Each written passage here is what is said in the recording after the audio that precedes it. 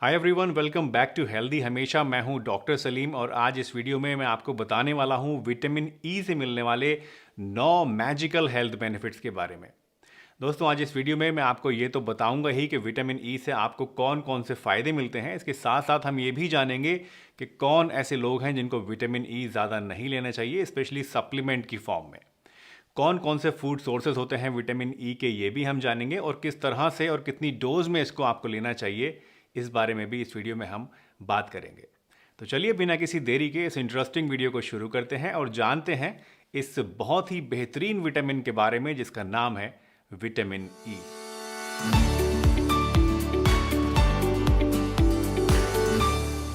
दोस्तों, vitamin E एक fat soluble vitamin है जिसका नाम जहन में आते ही हमें लगता है कि ये एक आम सा, जैसे और सब विटामिन होते हैं ऐसा ही कोई चीज़ है। लेकिन असल में विटामिन ई बनता है 7 अलग अलग कंपाउंड से, जिनको हम लोग बोलते हैं अल्फा टोकोफिरोल्स। और विटामिन ई के अंदर जितने भी हेल्थ बेनिफिट्स छुपे हुए हैं वो इन अल्फा टोकोफिरोल्स यानी इन कंपाउंड्स के अंदर ही छुपे हुए होते हैं। सबसे पहला और सबसे मेजर फ़ायदा जो कि विटामिन ई लेने से आपको मिलता है वो है ऑक्सीडेटिव स्ट्रेस में। आपकी बॉडी के अंदर जो ऑक्सीडेटिव डैमेज होता है उसको बहुत ही ज़्यादा अच्छी तरीके से विटामिन ई कम करने का काम करता है।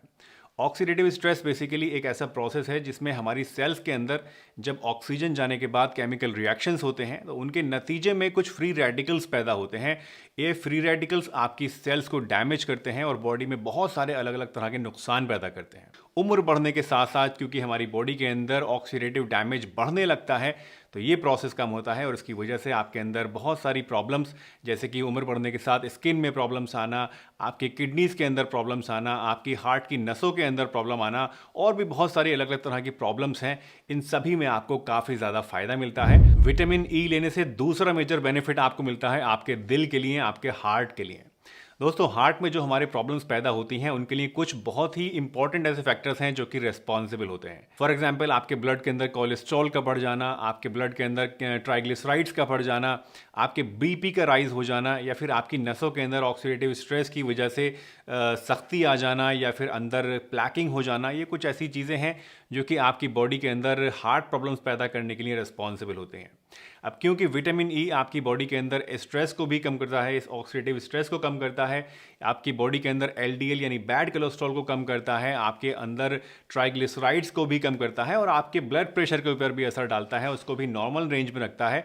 तो इन सभी चीज़ों की वजह से कलेक्टिवली आप कह सकते हैं कि विटामिन ई लेने से आपकी जो ओवरऑल हार्ट हेल्थ है, जो आपका कार्डियोवैस्कुलर सिस्टम है, वो अच्छी तरीके से काम करता रहता है और उसमें अलग अलग तरह की बीमारियां पैदा होने का खतरा काफ़ी हद तक कम हो जाता है। विटामिन ई लेने का तीसरा फ़ायदा उन लोगों को मिल सकता है जिनके अंदर non alcoholic fatty liver disease है।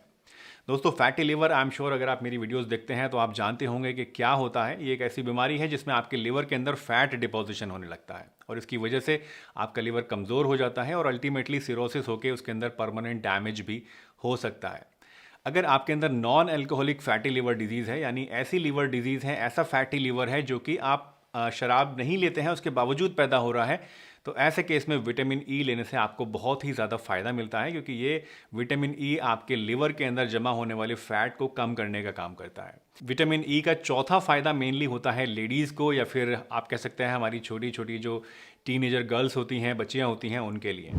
क्योंकि विटामिन ई आपके अंदर डिस्मेनोरिया नाम की एक प्रॉब्लम को बहुत ही ज़्यादा तेज़ी के साथ और बहुत ही अच्छी तरीके से कंट्रोल कर सकता है। डिस्मेनोरिया बेसिकली एक ऐसी प्रॉब्लम है जिसमें मेंसेस के दौरान आपकी लोअर एब्डोमेन में क्रैम्प्स और दर्द का आपको एहसास होता है और ये बहुत ही ज़्यादा एक प्रॉब्लमेटिक चीज़ है जिससे अक्सर लोगों की जो डे टू डे लाइफ होती है वो भी इफेक्ट होने लगती है। बहुत सारी स्टडीज़ भी इसके ऊपर हो चुकी हैं इसके इफेक्ट को देखने के लिए, जिनमें पाया गया कि अगर आप फिश ऑयल लें या फिर विटामिन ई के सप्लीमेंट्स लें, या फिर अगर दोनों चीज़ें साथ में ही आप लें, तो आपको डिस्मेनोरिया के केस में बहुत ही ज़्यादा फ़ायदा मिल सकता है।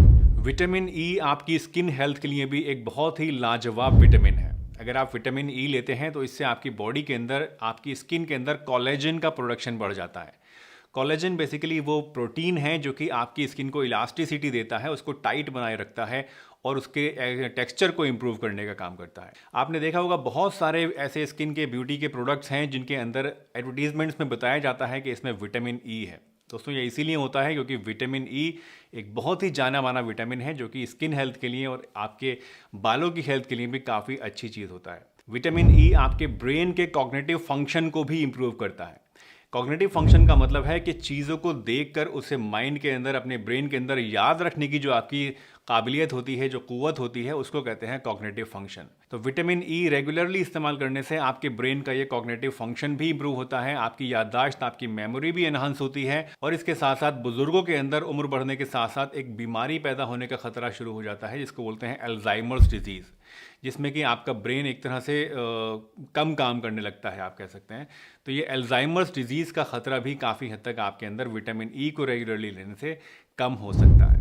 विटामिन ई बुजुर्गों के लिए एक बहुत ही बढ़िया विटामिन है। वैसे तो सभी विटामिन, सभी चीज़ें बुजुर्गों के लिए ज़रूरी होती हैं दोस्तों, लेकिन विटामिन ई पर्टिकुलरली एक ऐसा विटामिन है जो कि बढ़ती उम्र के कारण से आपकी बॉडी में जो अलग अलग प्रॉब्लम्स पैदा होती हैं उनको काफ़ी हद तक कम कर देता है।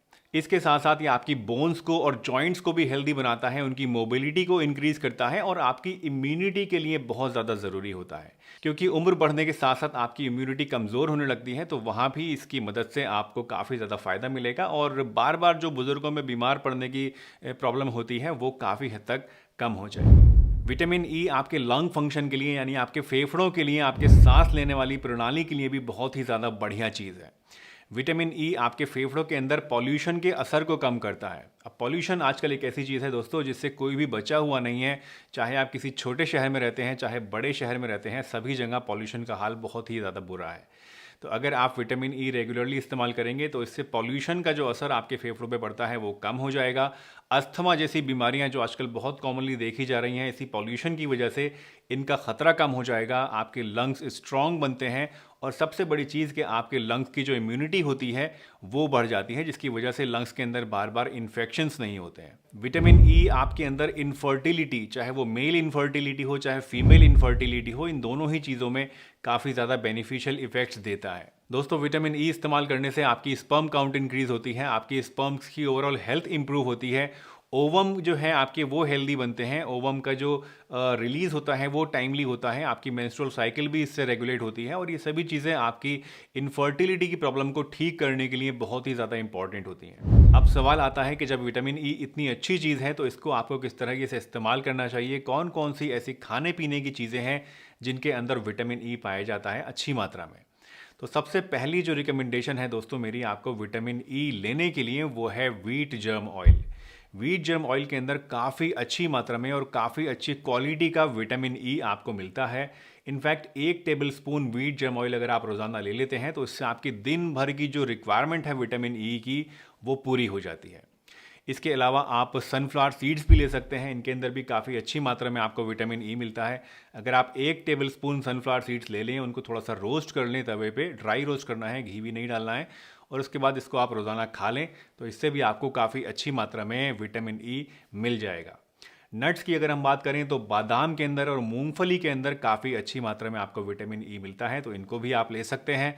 सब्जियों की अगर हम बात करें तो ब्रोकली, पालक और टमाटर, ये 3 ऐसी सब्जियां हैं जिनके अंदर सबसे अच्छी क्वांटिटी में आपको विटामिन ई मिलता है। फ्रूट्स की अगर हम बात करें तो कीवी, मैंगो और एवोकेडो, ये 3 ऐसे फ्रूट्स हैं जिनके अंदर सबसे ज़्यादा क्वांटिटी में आपको विटामिन ई मिलता है, तो इन फ्रूट्स को भी आप इस्तेमाल कर सकते हैं। इन चीज़ों के साथ साथ आप चाहें तो विटामिन ई के सप्लीमेंट्स भी ले सकते हैं। बहुत सारी कंपनीज विटामिन ई के सप्लीमेंट्स बनाती हैं, तो किसी भी अच्छी कंपनी का विटामिन ई आप ले सकते हैं। कितनी डोज में इसको आपको सप्लीमेंट की फॉर्म में लेना है, तो आमतौर पे 200 mg या 400 mg की फॉर्म में आपको ये कैप्सूल्स मिलते हैं। वैसे तो 800 mg में भी आते हैं, लेकिन उतना हाई डोज आपको नहीं लेना है, तो आप 200 mg या 400 mg वाला कैप्सूल रोज़ाना एक विटामिन ई का खाना खाने के बाद ले सकते हैं। एक चीज़ जिसका आपको खास ध्यान रखना है दोस्तों, वो ये कि विटामिन ई जो है ये फैट सॉल्युबल विटामिन होता है। अगर आप इसको ज़्यादा क्वांटिटी में या बहुत ज़्यादा लंबे समय तक लेते हैं तो ये आपकी बॉडी में जमा होने लगता है, और इसकी वजह से साइड इफ़ेक्ट्स आपके अंदर हो सकते हैं। तो कभी भी आपको अगर स्पेसिफिकली आप सप्लीमेंट ले रहे हैं, नेचुरल सोर्सेज में कोई दिक्कत नहीं आती है, लेकिन अगर आप सप्लीमेंट ले रहे हैं तो आपको एक बार में 3 महीने से ज़्यादा इसका सप्लीमेंट नहीं लेना है। इसके अलावा अगर आप कोई एंटी कोगुलेंट दवाइयाँ ले रहे हैं, यानी ऐसी दवाइयाँ जो कि खून को पतला करने वाली होती हैं, तो ऐसे लोगों को विटामिन ई नहीं लेना चाहिए। अगर आप प्रेग्नेंट हैं तो उस केस में आपको बिना डॉक्टर की सलाह के विटामिन ई नहीं लेना चाहिए। और इसके साथ साथ अगर आप बच्चों को विटामिन ई दे रहे हैं तब भी आपको एक बार पहले अपने डॉक्टर से कंसल्ट कर लेना चाहिए। मुझे उम्मीद है आज की ये वीडियो आपको ज़रूर पसंद आई होगी और इससे आपने कुछ ना कुछ नया ज़रूर सीखा होगा। अगर ये वीडियो आपको अच्छी लगी है तो इसे लाइक कीजिए, चैनल पर नए हैं तो इसको सब्सक्राइब कीजिए और सभी के साथ शेयर करिए। मैं डॉक्टर सलीम आपसे फिर मिलूंगा एक नई वीडियो में। तब तक के लिए अपना बहुत ध्यान रखिए, हंसते रहिए, मुस्कुराते रहिए, रोज़ कुछ ना कुछ नया सीखते रहिए ताकि आप रह सकें हेल्दी हमेशा।